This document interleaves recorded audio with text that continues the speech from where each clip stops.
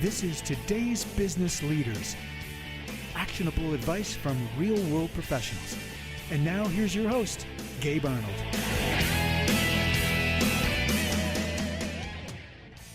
All right, so on today's episode, I have Lisa Mallis. She is the founder of Impactive Strategies and has helped me in immense ways over the years. And I have a really cool story to tell in a minute, but welcome to the show, Lisa.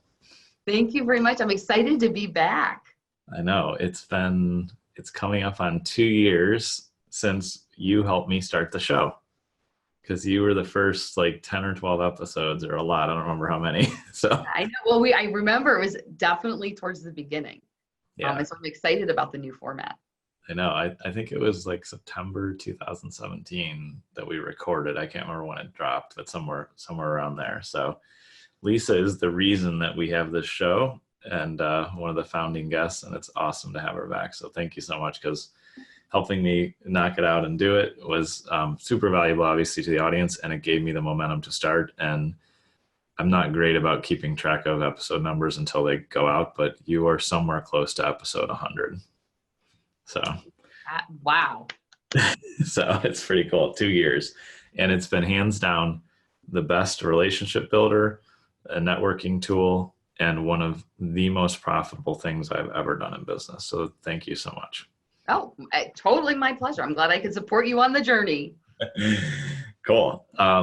So you experienced the original version, where in the early part of the show, we were talking about time management and a bunch of other things, which I would highly encourage everybody to go check out the first 10 or 12 episodes of the show, because there's a ton of incredibly valuable advice that I've used from Lisa over the years.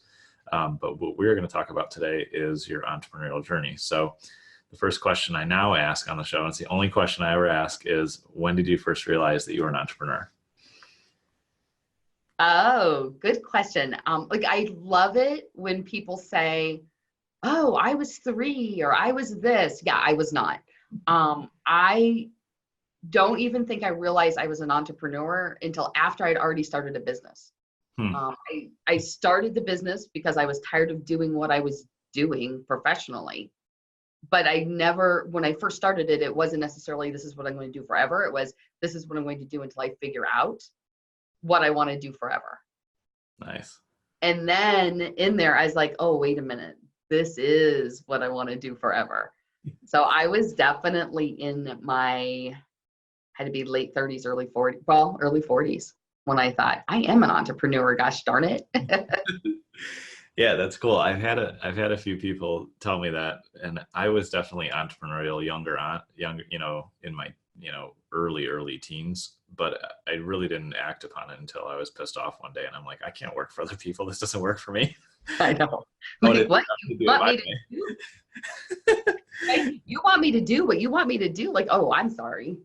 Yeah, exactly. And it's nice to have freedom to, just do things your own way, the right way, different ways, whatever it is, because I'm definitely not a conformist on any stretch of the imagination. So I'm completely unemployable, but it's worked out okay overall. So right.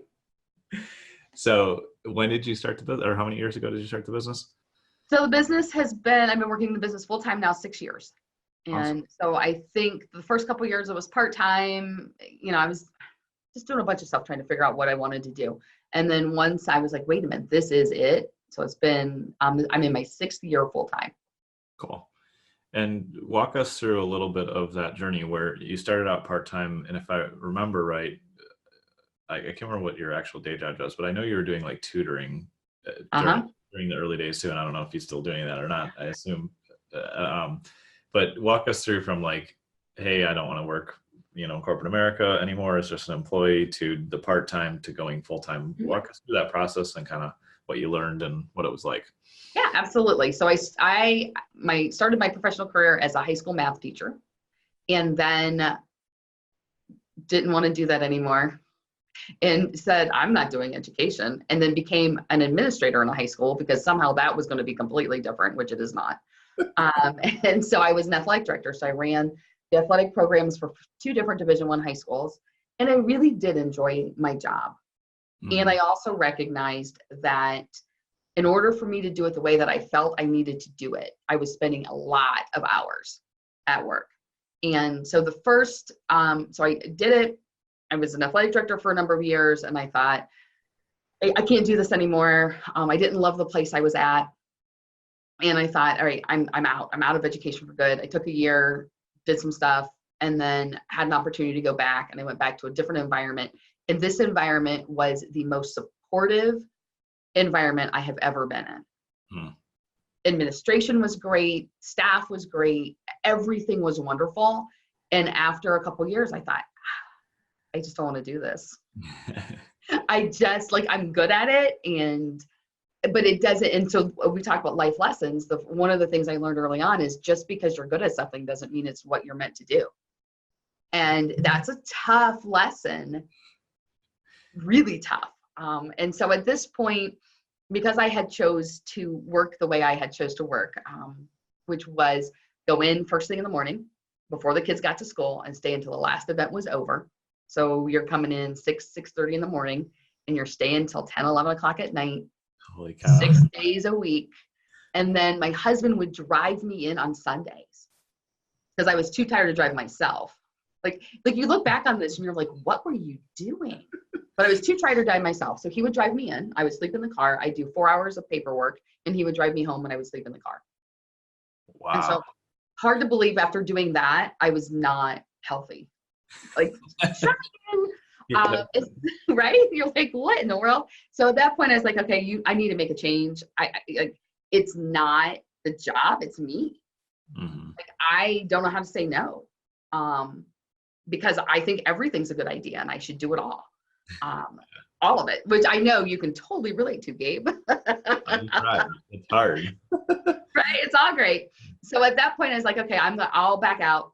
I'll just work part-time. And so I still continue to work part-time at the school, but as a math tutor instead. And picked up a couple kids tutoring for ACT and a couple of things like that.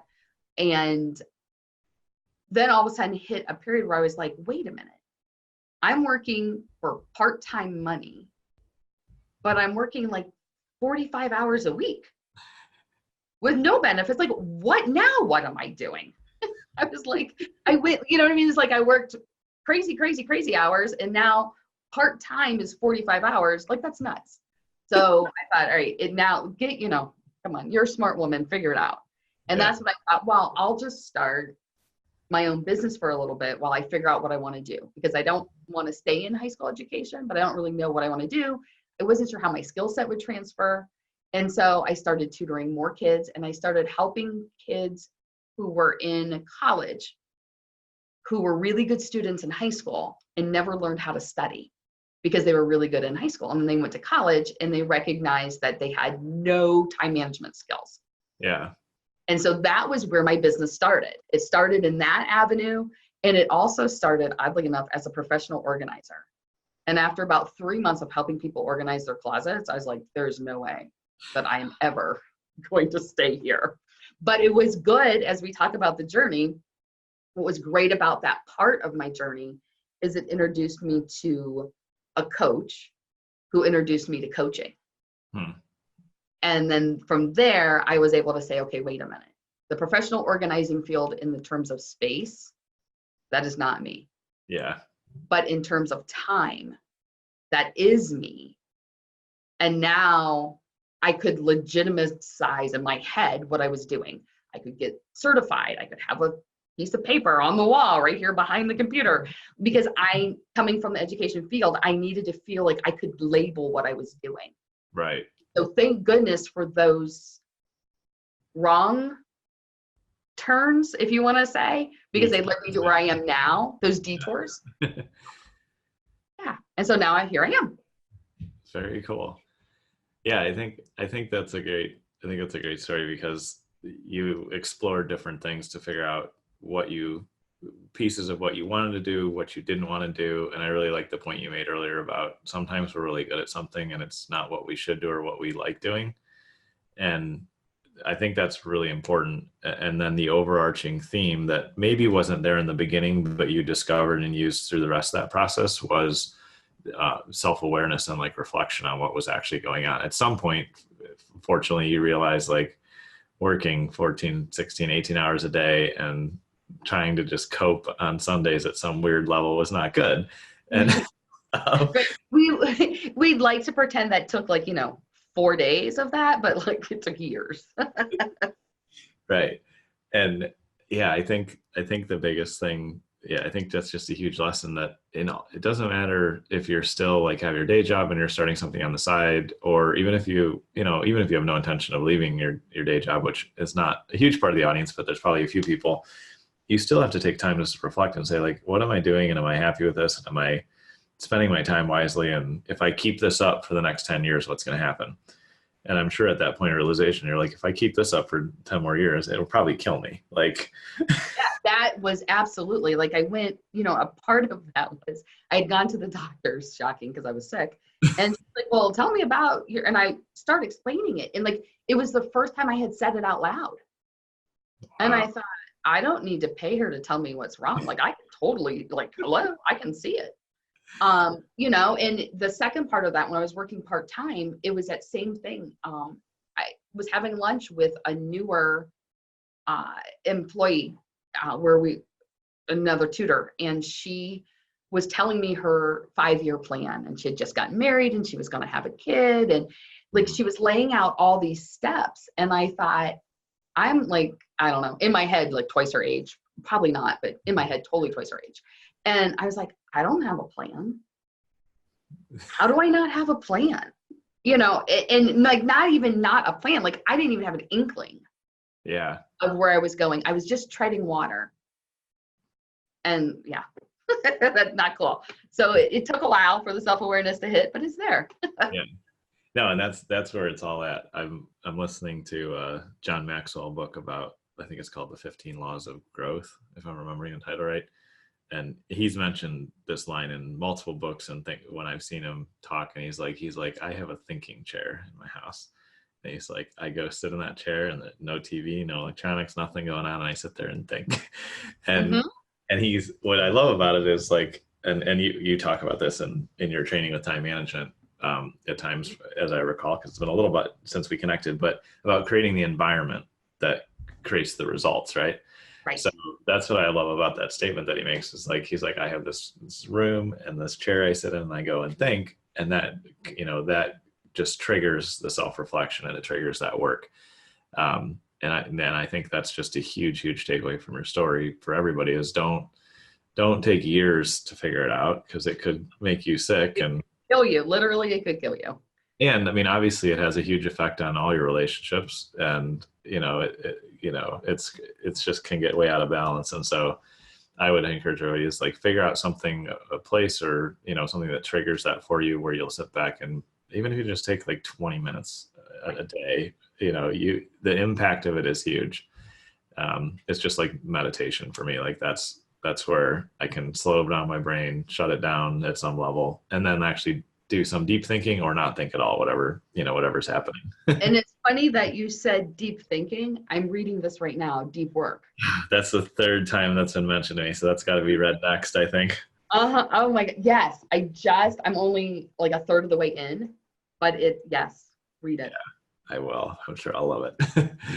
My brother Amos recommended it to me, and then somebody else did, and then you did. And so I will definitely check that out. Yeah. So I think that's a really big key, because if you don't monitor, or have any awareness or kind of reflection on what's going on, then there's no ability to change, right? And so what do you do when you work with people? I know, but I'm going to ask you, like, to help them come to that level of awareness where they're like, oh, no wonder I feel like I have no more time, or like, what there's a first step that you made me do years ago. And so I'm trying to remember, as my business has shifted a little, how I work with clients. So I'm hoping we're thinking the same thing right now, but you can say what worked for you too. Yeah. I do a 168 exercise. Is that what you're thinking? Yeah. So good. And I still do that as a first step with all my clients. And so the 168 exercise is just looking at those 168 hours in the week, and how do you want to spend them? And then tracking, how are you spending them? And for most of my clients, what happens is they have 200 or 220 hours, yet there's only 168, and they can't figure out why they can't get everything done. Yeah. So it takes that whole, I feel this way into the data. And so there's no longer emotion. It's just, you have 226 hours that you want to work, and you only have 168 in a week. And you got to We're not going to be able to change the second one. Yeah. Yeah, no, that was such an eye-opening and helpful exercise of just like actually working through, there is the only one, the 168, and then actually auditing what I did every day. Yeah. And so I do that periodically now as the timely conversation, Good. because I'm feeling like a little bit maxed right now. And it's like, I just need to go back and see like, okay, I have probably put, 60 or 70 hours of work in the week, when really like I ideally like to work 50. Like that's my perfect number. And and so you can go back and reset that. And then the other thing that comes out of that is and I know you touch on this when you work with people, is like all those things you want to do that you think you can do and then you can't, become stress and pressure, because you made a commitment to yourself at some level, or to somebody, of like, oh yeah, I'm gonna do this and this and this, and then you actually don't have the time, and then that creates guilt. And I mean, there's a lot of bad things that come out of poor time management. Exactly. Well, because they're all open loops. Yeah. And so those open loops just run in your head. Mm-hmm. Like if you can look at it and say, okay, well, I want to do this and I will do it on January 1st. Yeah. You can close the loop. Right. And the guilt will start to go away. Mm-hmm. But that's only if you actually believe that come January 1st, like it will actually happen. Like that something changes. Not just the fact that it's a new year, but like something fundamental changes that you can do that. Otherwise it just stays an open loop. Yep.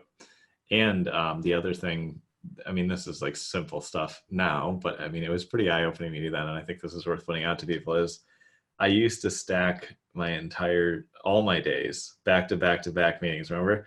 And then I was like, nothing's getting done, or like, I feel like nothing's getting done. And then I would work longer. And just the simple thing of like, there's always preparation time for a meeting, which I think people are more aware of. Maybe I'm not always, I wasn't. But then there's the after meeting work, and it's like you have to like debrief yourself in a sense, or like hand stuff to your team, or like accomplish work. So I'm a lot more conscious of like cushions between my meetings, and intentionally leaving open days. So I now have Wednesday till like 1 p.m. normally, and then Fridays are initially blocked off for the week so that I can drop in the things I need to work on. And sometimes I just take that time off, which is nice. Right? But Fridays are off for me. Yeah, and I've done that off and on, and I'm not as disciplined as I want to be yet. But just having it blocked out where like people can't book in my automatic calendar, or my assistant isn't allowed to just drop stuff in there without checking with me, is super helpful, because it gives me that essentially a day and a half cushion for the other 3.5 days of meetings in a sense. So Right. Because you could do it, like you could prep the half hour before, do the meeting, prep a half hour later, but those windows get squeezed. That doesn't work very well for me. Right? There's so many people that does not work for, because you're like, oh, I don't need the whole half hour. I'll check email. Yeah. And then you're like, oh, well, that half hour is gone. No, yeah. So, I love how you've rearranged your schedule. That's awesome. Yeah, it's working way better. It gives me that cushion. And what's nice is like each week it works out a little bit differently.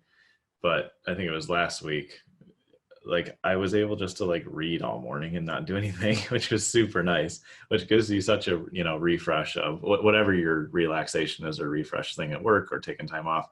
Then you can come back so much stronger. Whereas, I mean, when we met early on, before we started coaching, I mean, I was working like 70, 80 hours a week. And like, that is the most unproductive way to do anything.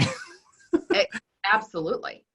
And there's, I think you and I talked about this, the Productivity Project by Chris Bailey. He actually does work 80 hours a week for a number of weeks, and then 20 hours a week for a number of weeks, and then judges his productivity at the end of each week. And it is unproductive. Yeah. I read that. That was a phenomenal book. I'm glad you brought that up, because he tested it all, and he's like, I get so much more done when I work less. And man, that is such a challenge. I'm so much better at it now, but it's still a challenge to think accurately instead of like emotionally, or the way we're patterned, or the way society says better clock in and do your work. Like Well, the yeah. reality is there's only, like you talk about your biological prime time, which has stuck with me forever. Like there's a certain window of time where you can just crush it during the day, or during the 24 hours, or whenever you're awake or whatever.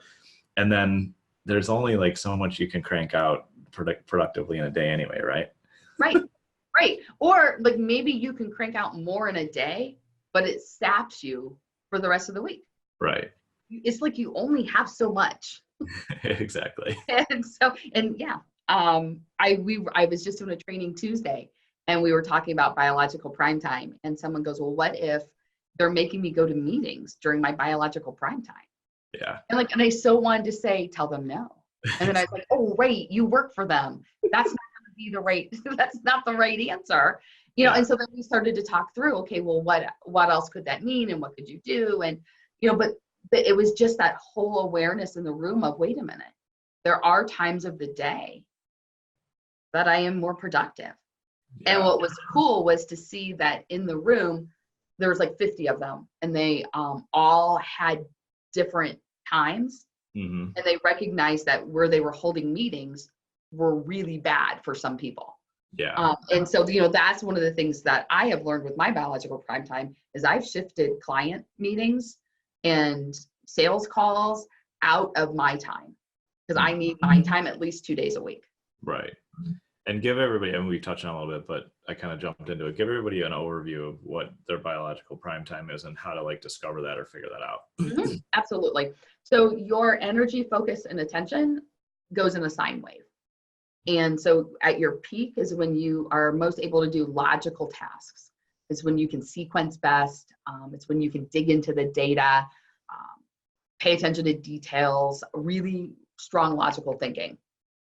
The trough part is not that time. So everything I said, it's not any of that. But that is the time of day when you are best able to do like admin stuff, things that don't necessarily require a ton of deep thought, but that still need to get done. And then when you're coming back out of it is actually the time where you're most creative, which I read something and I was like, oh, that makes sense. Because to be creative, you need to have your guard down, because you don't want to make logical connections. You want to be able to think outside the box. Wow. That's cool. Right? Something new for you. I think that came out of Daniel Pink's book, When, where he talks about the timing of things. He tells you like when to go to the doctor, like what time of day, when to have surgery, like all that. But this part, relevant to what we're talking about now, is when you're coming back out, is that your creative time? That makes perfect sense. Right? Because you need to have no boundaries. And so you're not yet fully focused, fully engaged. So it makes it easier. So if you don't know what your times are, it's really easy to figure them out. You pay attention to how your day is going. And not to be a smart aleck, but it's kind of that. To make it more concrete, you can track every hour, what are you doing and how easy or hard was it? Yeah. And you can start to see, oh, wait a minute, these types of tasks work better in the afternoon. These types of tasks work better in the morning. The other piece that's really helpful is to know your, what your tendency is to procrastinate. Yeah. You will procrastinate when you're tired, which means you're probably in a trough. And so that's another way to gauge where your high and your low points are. And the sine curve for some people, it is pretty wide. For other people, there's a lot of peaks and valleys. You just need to find where yours are. Yeah. Yeah. And mentally, essentially our mind is in a sense another muscle, right? So like you can't sprint forever. Like some people can sprint longer than others, but you can't sprint forever, and you need the downtime. And so the other thing that I've used a lot over the years, and I always use this to like reset me back into getting a little more productive, is using the Pomodoro technique. Because if you set your timer for 25 minutes, you totally focus in on one task. That's a pretty short time run. And then you can take 5 minutes and screw around and do whatever you want. And then you can come back to it. So it regulates that, a little bit, and it can help you focus even when you're not in your prime too. And it helps in all states, I think, but it's definitely has been super helpful for me. Yeah, one of the things that I switched, I switched a couple of things when I read this, but I used to try to do my marketing writing in the morning because that's my peak time. Hmm. And my stuff was dry. Do this, do this, do this, do this, because that was the brain space I was in. And Yeah. that's my default. My default is definitely do this, do this, do this. And one afternoon, I don't know what happened, but it was the afternoon, and I was like, I gotta get this done. And I wrote the weirdest, most creative stuff ever. And I did this whole thing about walking in the back and being bit by a dog. It was winter, so it only bit my glove. But it was all about the lady was standing there yelling, "Sweetheart, come back, sweetheart, come back." And I was like, oh my God, come get your dog, it's biting me. And the dog is not going back. Yeah. And I moved that into this whole thing about if you do the same thing over and over again, you expect the same result. To date, my most viewed video and my most clicked on or open, my highest open rate for an e-blast. Because I did in the afternoon. That's, It is the goofiest thing ever, but I now do all my marketing writing in the afternoon. that's brilliant. Yeah, and that makes perfect sense why, like, after a really long, tough day, good or bad or whatever, just a challenging day, when I finally relax and like I'm getting ready to fall asleep is when all the creativity turns on. So, That's why. that's super cool. Or like when you're in the airplane coming home from a conference. Yeah. Oh, for sure. Yeah, no kidding. Mm-hmm. That's exactly what it is. So yeah. Have you read Atomic Habits? No, You will love it. I'm writing it down right now. And then there's almost like it's not the same authors, but there's another version called Mini Habits. Like if somebody wants just like the straight actionable stuff and not the brain science, but Atomic Habits. Oh, but I want the brain science. Yeah, but for your clients, Mini Habits is Right. essentially the same book, just shorter and easier. But yeah, that's and I'll have to read when. I didn't know he had that out. Yes, and one of the things that I like about Daniel Pink is he then does like 90-second videos on his website that dig into those concepts. Cool. Which are really good. Very awesome. Yeah, well, as I mentioned earlier on, you've been incredibly helpful on multiple fronts, and the time management stuff I get at a lot better level. It's always something I think people have to work on. I don't think it's like a set it and forget it, unfortunately, but that's been really impactful, and it's something that we use across our whole team now, which has been awesome. So, how can people find out about you and work with you, and who are you looking to work with right now? Thank you. Thank you for asking those questions. So the easiest way to have a conversation with me is just to jump on my calendar. So schedule with Lisa. It's very tricky. Schedule with Lisa is the best way just to have, if you want to just have a conversation. Some people, myself included, would never jump on the call with a stranger ever, because that's just weird. So if you're in that place, fully get it, you can just email me, lisa@impactivestrategies.com. So if you have questions after watching this, absolutely just email me. And then who am I looking to work with? So I have this awesome group. I love this program. It's called the Impact Time Collective. The next cohort will be starting in September. And this is designed for people, let me back up. You've read the book Clockwork by Mike Michalowicz. It carries a lot of those ideas and concepts through our 6 months together. Nice. And so it's designed for people who are business owners who have at least one employee. It centers a lot around delegating. And there's a difference between telling someone to do something and them coming back to you 50 times with questions, and actually having someone do something and still being able to do your own work. Yes. So this is a great fit for people who are frustrated because they're taking their work home because they're answering questions all day long. Yeah. It's also a great fit for people who would like to be able to completely and totally unplug for a set amount of time and know when they come back, their business is growing, not that there were 1,000 fires that didn't get put out because people weren't properly trained. So it's a 6-month program. I love it. It is it's not invitation only. It's the wrong way to phrase it. It's application only. So I make sure that the personalities fit well in the group. And then we end it with a 3-day self-care educational retreat. And we use the retreat as a way to test how well everything we've been putting in place for 6 months is actually working. That's brilliant. Right? So like we unplug and then we're like, oh, didn't think about that. There's a place where our system is broken. So we can test it out before you need. So like one person in our group had knew she was going to have a hip replacement. Mm-hmm. And so she knew she was going to have to unplug completely. And so that was one of the ways she prepped for it. Someone else is taking a 4-week vacation. You know, and other people are just like, I just want my life back. Like, you know, it doesn't even have to be anything crazy and weird. So that right now, that's what's coming up in September. Super excited about that. Very cool. And then, you know, there's I also do training. So if your employees are doing a lot of multitasking and you know that that's really bad, that's what I just worked on Tuesday. I can totally have help with that. Very cool.